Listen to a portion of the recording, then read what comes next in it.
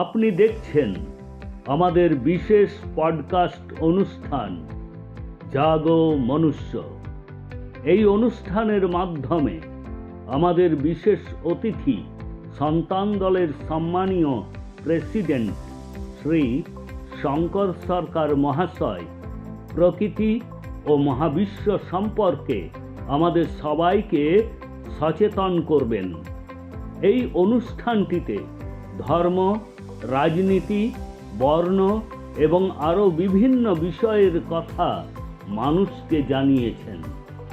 প্রকৃতির দান সার্বজনীন, জন্মগত অধিকার অনুসারে universal birth right given by the nature to all.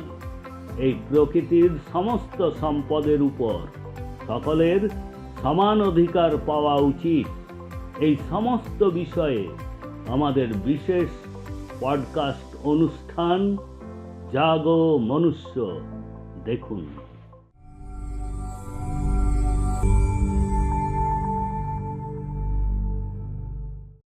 Ram Narayan Ram, Ram Narayan Ram বীজমন্ত্র জপ করার সুবিধাগুলি কি?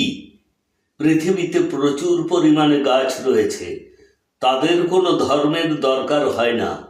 তারা ধর্মের জন্য লড়াই করে না, কেবল মানুষই ধর্মের জন্য লড়াই করে।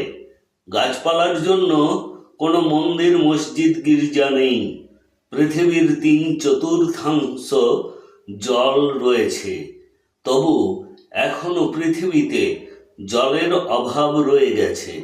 ভাবুন একবার, সূর্য যদি বাষ্পের আকারে আকাশে জল না নিয়ে যেত, তবে পৃথিবীতে কি বৃষ্টি হতো?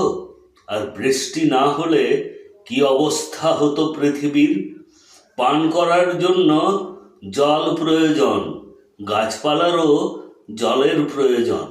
গাছগুলি পাতার মাধ্যমে পুষ্টি দেয়।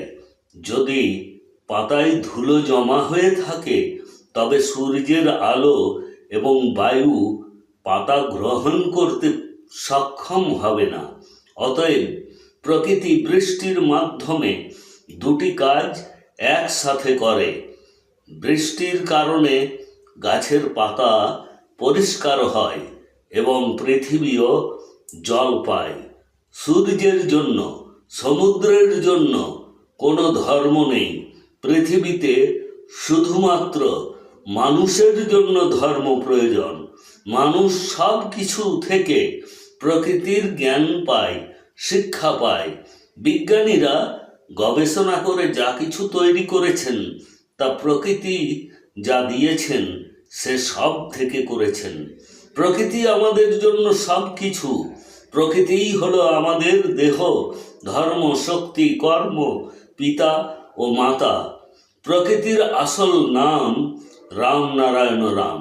যে কোনো ধর্মের সন্তানের জন্ম হয় কাঁদতে কাঁদতে, নাকি তার ধর্মের নাম করতে করতে জন্ম হয়?